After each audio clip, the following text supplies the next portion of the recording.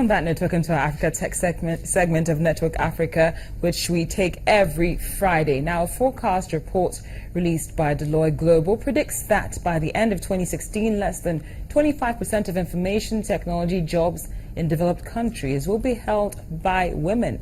That figure is just about the same as 2015 and may even go down. The issue of gender imbalance in IT dates as far back as 2005, and one of the contributing factors to this aspect of gender imbalance is the fact that from a very young age, girls are often encouraged or discouraged from pursuing careers in science and math courses and going for more conservative parts in their career. Now, for this reason and more, getting young women involved in such spheres has become very difficult. Joining us on our Africa Tech segment is Stanley Ojadowa. He is a web developer and technology evangelist, and he's also the co-founder of Codulab.com. That's a startup dedicated to enhance the digital skills of untapped talents in Africa. Stanley, thank you so much for your time. Now, could you give us some more reasons behind the low female representation of women in fields like math, science, and technology? Based on your introduction, we could say that this actually started from a very young age. We believe that men are more intelligent than women in the areas of mathematics and science. So with that belief, that brings a lot of discouragement for girls pursuing career in technology. So at a very young age, you see a lot of them being told that technology courses are actually meant for men. So, or they are very technical and only men can actually do those stuff. So that is one of the reasons that makes a lot of women show no interest in the field of technology. This trend be changed to make room for more diversity in IT. Can I hear you? Ready? I'm asking how this trend can be changed to make room for more diversity in the technology industry. Okay, so there are various things that could be done. One of them is awareness. So creating more awareness in school at a very young student. So right from primary school, we should start letting them know that the field can be by men and women also, and also we should have creating more role models by telling positive narratives about women who are really succeeding in that field. So those women can actually be like a role model to the other younger women to help them to show interest in technology career. Yes.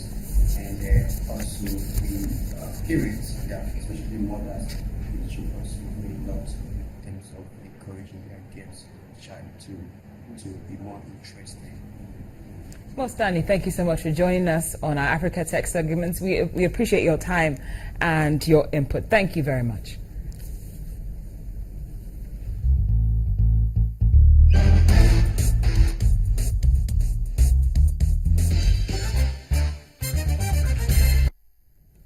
Now, these are indeed hard times for the people of South Sudan, who are struggling to rebuild their war-torn country after much conflict.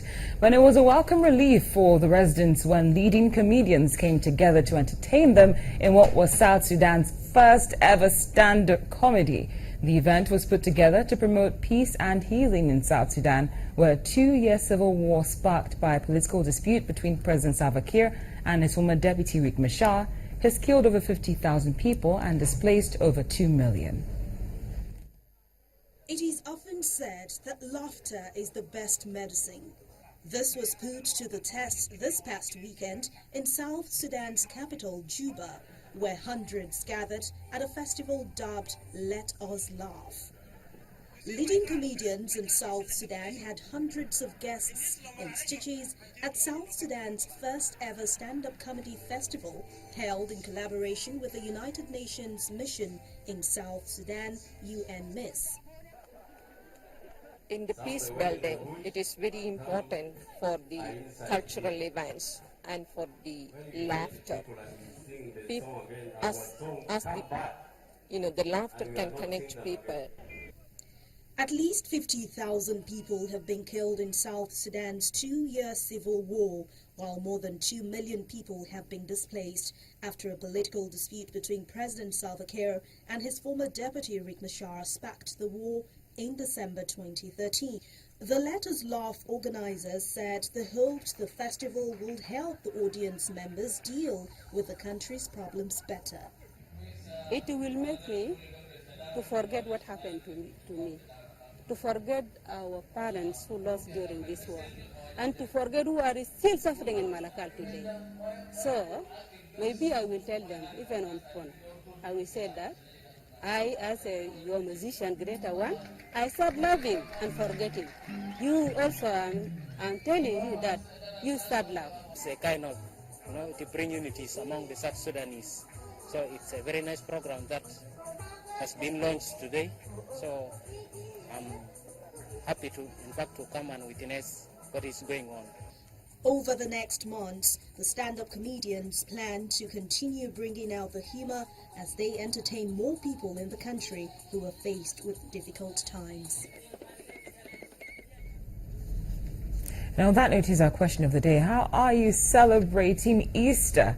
Feel free to send us your feedback either via email or Twitter. The address and handles are right there on your screen. Thank you so much for watching Network Africa on Channels Television. I'm Cynthia Are.